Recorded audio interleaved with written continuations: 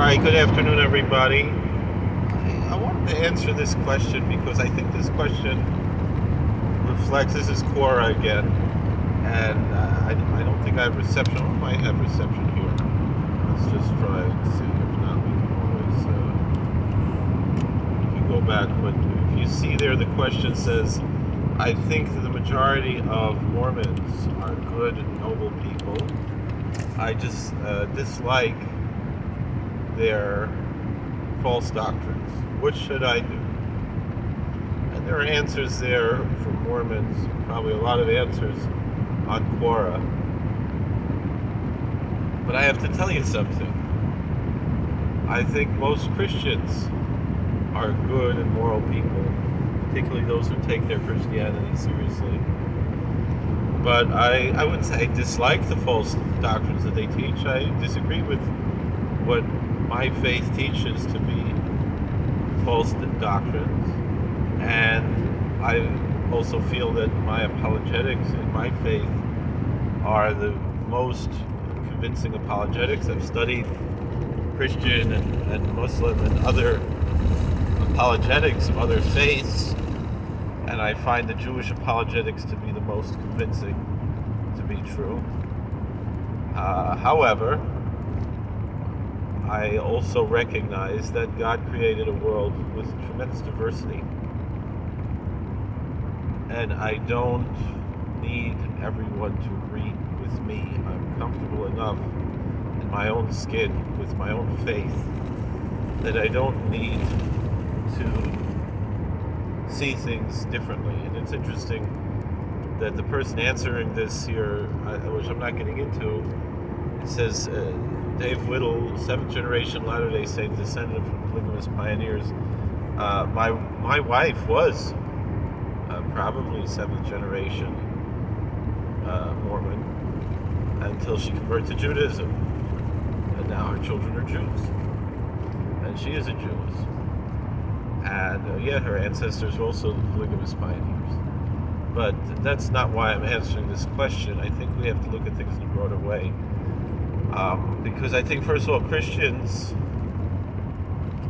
should understand that I, as an Orthodox Jew, look at Christianity the way that they look at Mormonism or Islam. Probably Mormonism would be more accurate of a comparison for several reasons, but I want to stick to the scriptural differences, because Muslims, while they believe much of the stories of the Bible, they reject the inerrancy of Scripture, and they feel that what was revealed in their Quran, if it contradicts the Scripture, it means that the older Scriptures were somehow changed over time. That's the Muslim belief, and so that's much more difficult to deal with scripturally, but nonetheless, the point that I'm bringing out here is nonetheless the same. And whereas, the Mormons accept the Christian Bible, the Protestant Bible, and just add another testament, the Third Testament, the Book of Mormon. And as a Jew, I look at the books that Christians call the New Testament, the Second Christian Testament,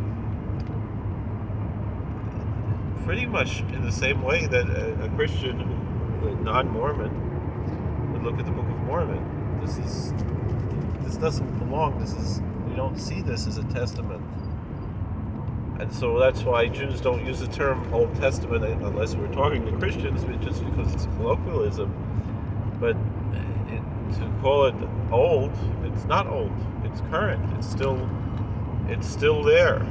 It's the only testament we have in Judaism. The Talmud is not a testament. It's not a new covenant. It is the explanation of that original covenant. It's not that something changed. Nothing changed. There was no new economy under the Talmud. The way that, indeed, there was a new economy in a certain sense. The Torah given to Moses was a second or a third or a fourth testament, or maybe even a fifth testament, was the final and binding one, and the immutable one, as far as Orthodox Judaism views it, and as far as Scripture attests. And it's a basic dogma of Judaism is that there will not be a new Torah, there will not be a new teaching. The Torah will not be exchanged for anything else. And that's pretty much the major difference between Judaism and Christianity.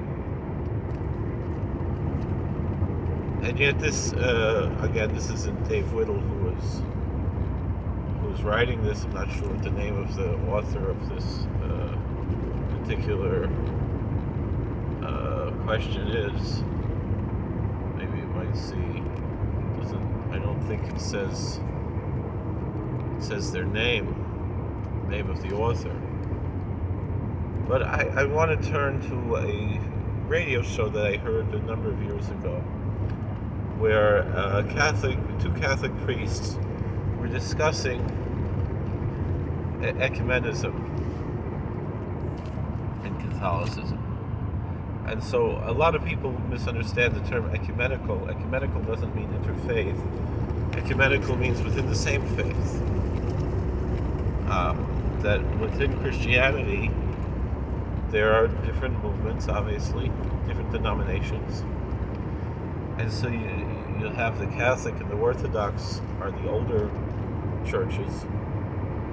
And then you had Protestantism, which broke away from the Catholic Church and developed into various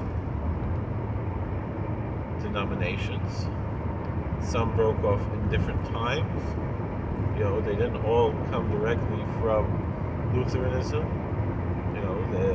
Probably the church that's prominent right now with the current events would be the Anglican Church. Of course, broke away from the Catholic Church during the times of Henry VIII, much after Luther.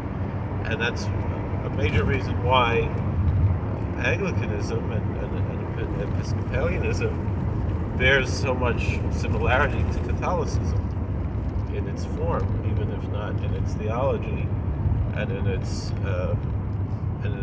neither in doctrine nor in practice fully, but yet still it's much more Catholic style than, let's say, Pentecostal, right? But anyway, the point I want to bring out here was that these two priests were discussing, this was a Catholic radio station, and they said that the Catholic Church recognizes the baptisms that are performed by other Christians as meaning that these are also Christian. Meaning to say that they wouldn't go and say that these other churches are not Christian. If they accept the Nicene Creed, if they're Trinitarian in nature, so that they're Christians.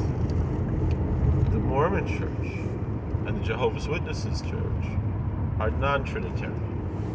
And so therefore, in the view of the Catholic Church, the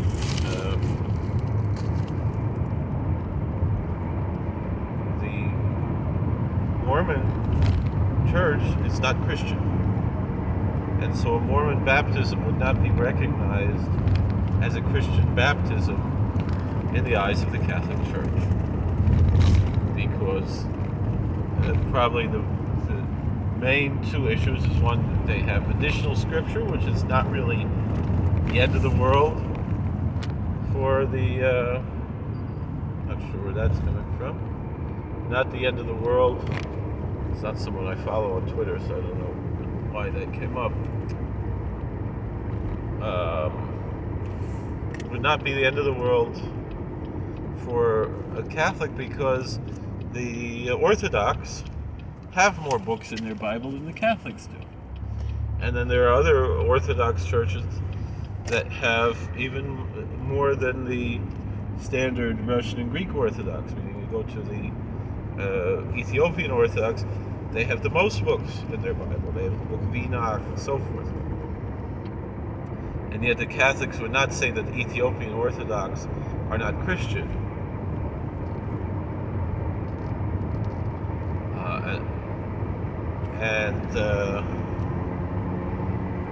However, so the major issue for the Catholics would be the idea of the Trinity. Is that since the Mormons reject the Trinity, they cannot be considered Christian in the eyes of the Catholic Church. And so their baptism is not recognized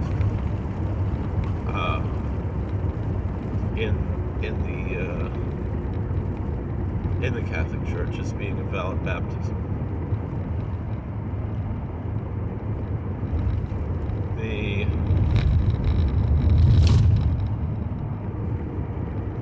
point that I'm bringing out here, though, is that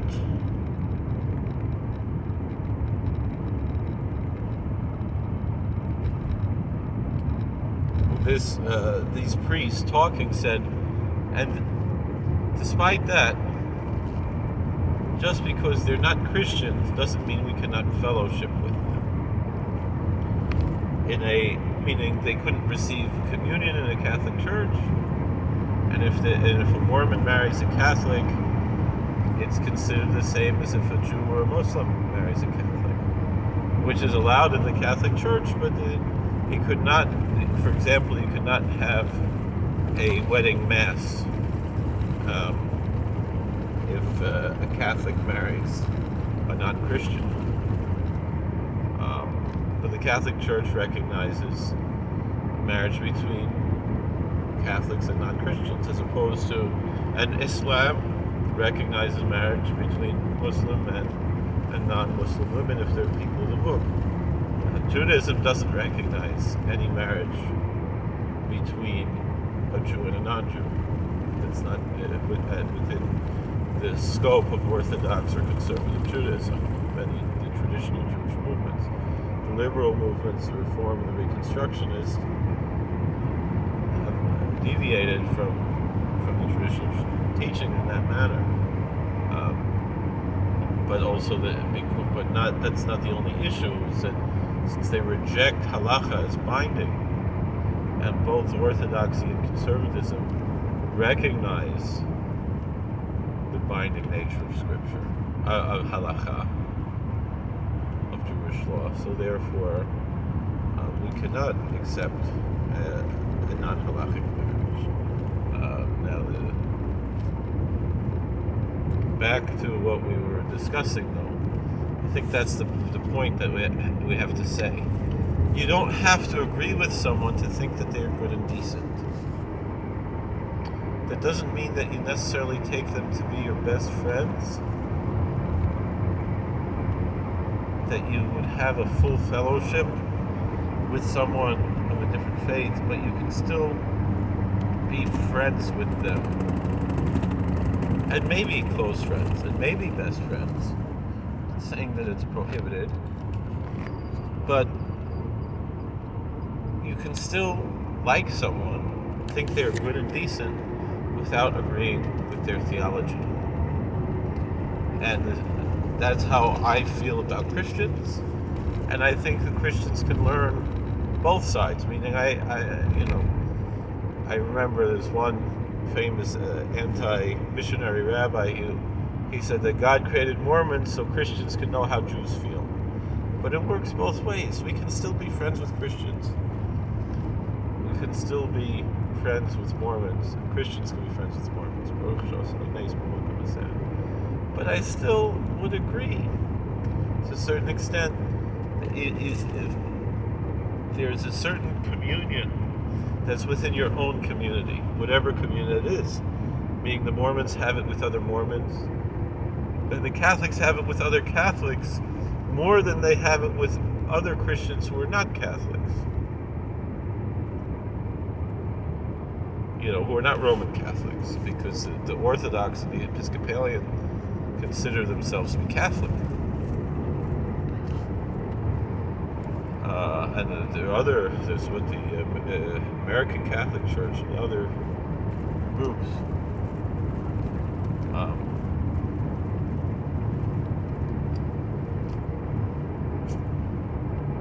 that's a very small denomination. But still, nonetheless, and the same thing here, it's not being bigoted, it's not being racist or anything else for Jews to have a special communion only with other Jews that they do not have with other people, just like there's nothing wrong with Muslims feeling that way about other Muslims and Asatru, members with other members of their troth and so forth. It's nothing wrong with that. It's not evil. And I know there are people in my community who feel that there has to be a limit to, and there is a limit. I agree, there's a limit to how much fellowship we have with people of other faiths. But that doesn't mean that we have zero fellowship. That doesn't mean that our only interactions with people of other faiths are in business, but not in any social way. What it does mean, and it also doesn't mean that people of other faiths are not welcome to visit our house of worship. What it does mean is that a person of another faith should not be speaking in a Jewish house of worship during a worship service, except under very extenuating circumstances. And a non-Jewish person isn't one of the 10 for a minyan, isn't all of the other things, isn't participating in liturgy.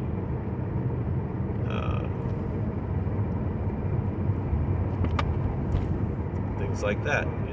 That's just like when you go to Catholic Church, you can't take communion if you're not Catholic. You go to an Orthodox Christian church, you can't take the communion if you're not an Orthodox Christian. It's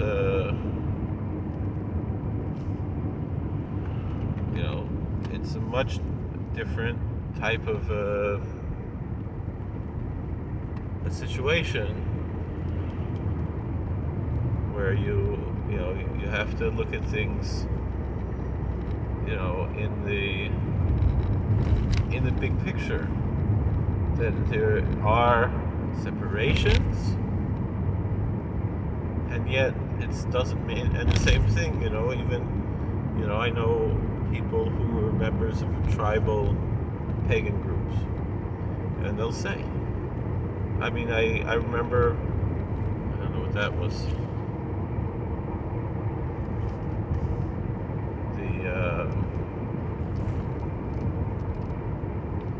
the members of the tribal pagan groups, the Theodish, which is a type of Asatru, type of Norse and Saxon pagan tradition, neo-pagan tradition, and in the prison, the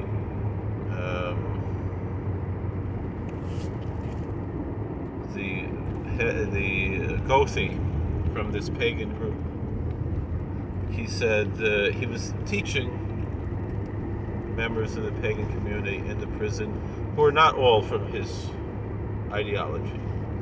He said, if you're part of my tribe, you're different than someone who's not in my tribe. He said, I love the rabbi, but he's not a member of my tribe, and so he's not part. There's what they call Ingard and Utgard in the pagan tradition. And I said, and I feel the same way about you. I love you, but we of course disagree, and also we're not of the same community. If you would change, it's not about your birth. If you would adopt my ideology and adopt my way of life and follow the proper path to enter into my community, you would be my brother like anyone else within the community. And the same thing, probably, it depends on which tribe you're going to. But there are certain tribes that within those communities that will welcome anyone, and then there are certain tribes that will only welcome people if they have a shared bloodline, European bloodline. Again, it doesn't mean that they will necessarily exclude someone who is of mixed race. If they have that European bloodline, they would be welcome, whereas other tribes say, no, everyone is welcome. So, but the point is that we have to learn to agree to disagree. We live in a world, we cannot have types of, we can be ourselves, we can maintain our identities of who we are without hating other people. There was a famous singer, I guess that's the most I'll say. He once said about other religions, he said, just because I think my wife is beautiful doesn't mean I think everyone else's wife is ugly. But my wife is my wife, and your wife is your wife, and there's boundaries that are obvious, don't need to be explained what those differences are. And even though different people might interpret that in different ways, in different communities and different cultures, but at some point there is something that's special about this relationship. And so so too with religion. I can appreciate the beauties of the other's religions, but I cannot partake in them. I have to disagree with them, but I can still respect them. And and I know someone was angry a few years ago that I said, when it comes to other religions, I respect them. And that respect means respect. That respect means I don't go and tell them, you have to change your liturgy because there's something in your liturgy that speaks of the pernicious Jew. And since that's offensive to the Jewish people, I demand that you must, and I'm not demanding this, I don't want anyone to take this out of context, although the liberal Jewish communities, they demand it. And I don't understand what right they have to demand it, or to demand anything. We have to stop being demanding. I heard a story that Rod Serling made a teleplay on Playhouse 90. Someone just uploaded it to YouTube, called In the Presence of Mine Enemies. A very rare show. And it's a 90-minute teleplay about a family in the Warsaw Ghetto. And it's Charles Lawton, of all people, plays this rabbi. And he has a daughter and a son. He talks about and various horrible things happen to the three of them. And it's a tragic tale. Obviously, it's a Holocaust story.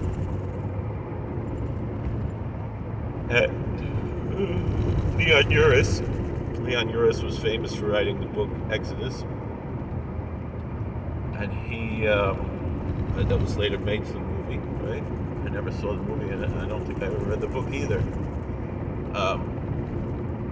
He was so offended by this teleplay that he demanded that CBS burn all the negatives of this. And like, excuse me, I'll clean up a bit. Who the heck are you to go, Mr. Uris, to go and tell CBS what to do? And CBS, they answered back that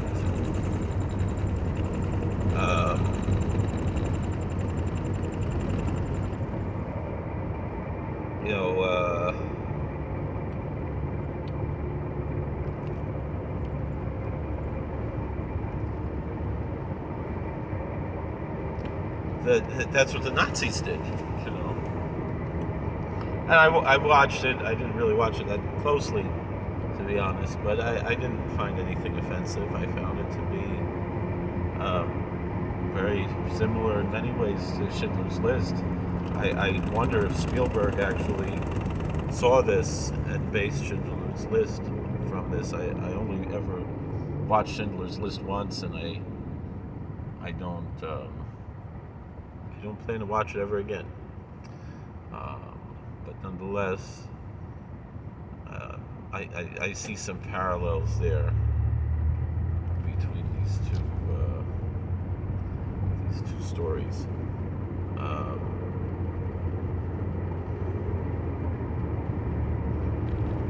Obviously, the Schindler, that's based on a true story. This one was not. But nonetheless, it's it's very obvious that Serling was bringing out the parable here.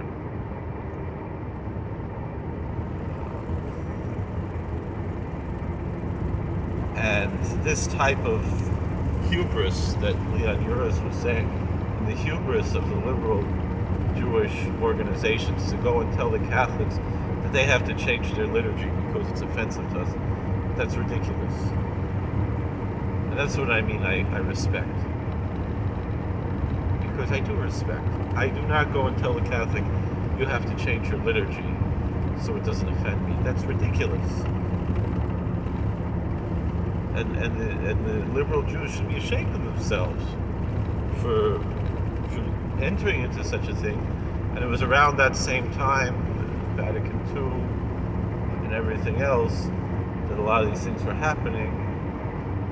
And so I think that's what kind of gave Uris the chutzpah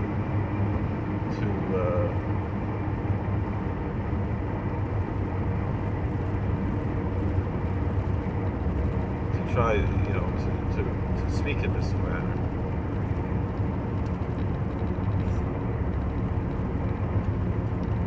Anyway, the point that I want to bring out, and I think this video is long enough, is that we do have to learn to respect one another. And we can learn about one another without proselytizing one another, but also without watering things down. We can give testimony to our faith without worry of offending others, and we should not be offended when others do that as well. And if whatever happens,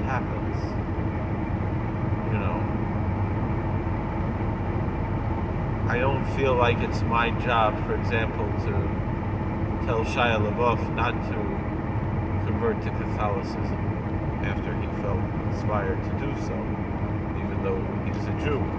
I understand when people will say, V'chol Yisrael Arevim Zeh Lezeh, but I believe that, first of all, Kol Yisrael means those who are willingly.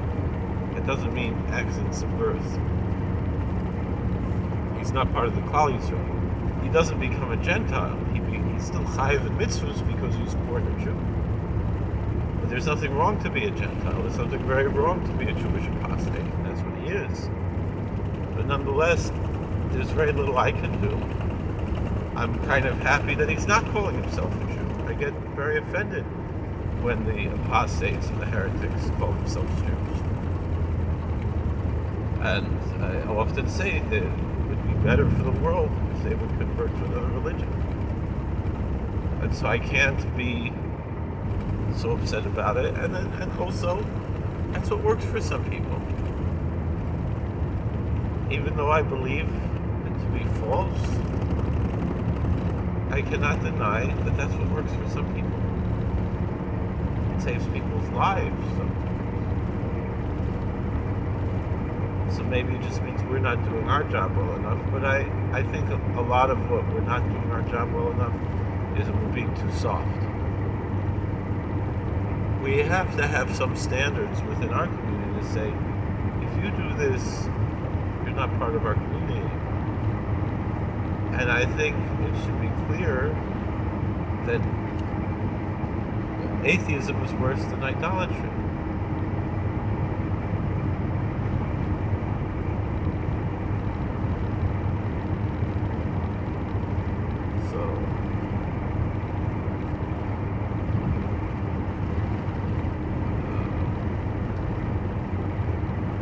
Basically what we're dealing with here.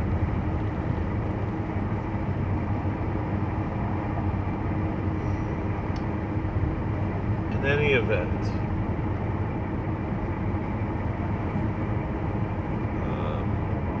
the one thing I would say, if I had the chance, is to say, you probably never experienced authentic Judaism. Go to Or Sameach for a semester. And if you're still convinced, so then I'm not going to stop you from being a Catholic. But this is the way things go.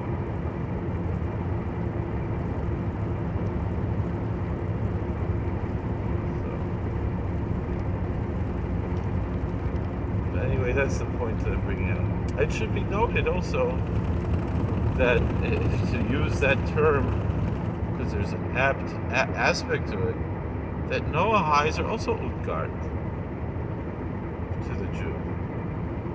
And we love the Noahides, we have to support the Noahides, but in the end, they don't count for a minyan. Their wine is still Yain Nesek.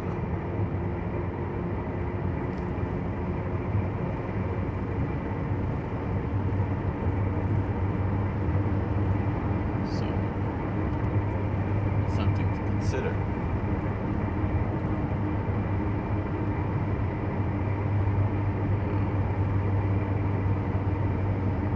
I think that's all I have to share. And I've got a lot of learning to do. I'm behind on my learning, but I have other appointments tonight. So it's not the end of the world. But that's my answer. I think that what you have to remove is I dislike the false doctrines that they teach. I think rather say I disagree with what I am taught are the false doctrines that they teach. You have to be a little bit more tolerant and in the world that we live in. But also not, and classically liberal, but not so liberal that we lose who we are. If we want to remain who we are, if it's not important to you, it's not important to you. But I think this is a good model, like we said. Like the priest said, in the Catholic Church, Mormons are not Christians. Of course, Mormons consider themselves Christians. That doesn't mean we cannot fellowship with them. And I remember when a few years ago, the president of the Mormon Church, they call a prophet, passed away, and there were messages of condolences from a Chabad rabbi from Salt Lake City and from the Catholic bishop or cardinal of Salt Lake City.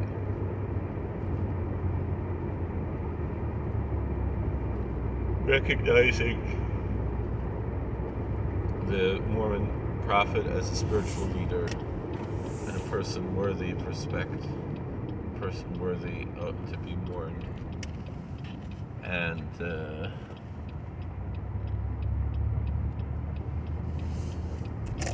why not?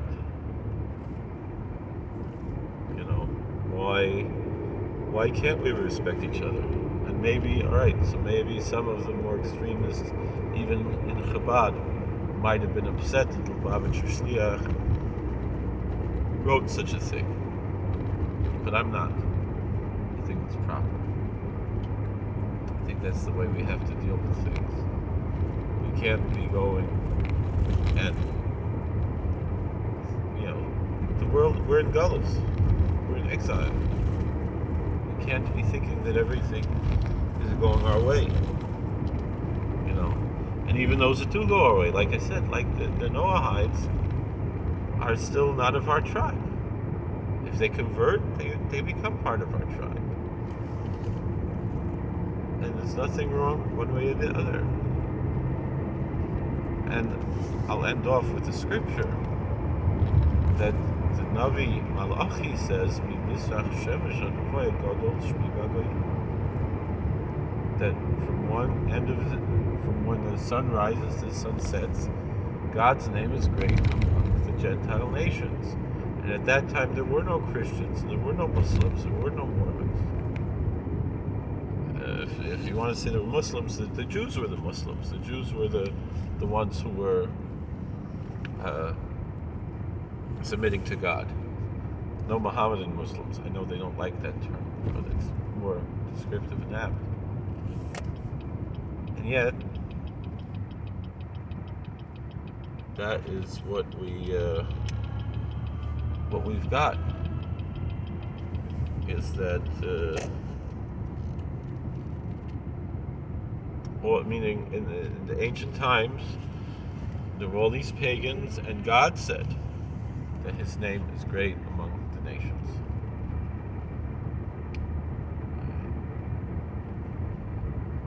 And it's a bit of a ramble, but I think it's important. We have to learn to respect those that we disagree with, and that's okay. Thank you for watching. God bless. Please like, share, and subscribe, comment, and we'll see you later. How do I turn this thing off?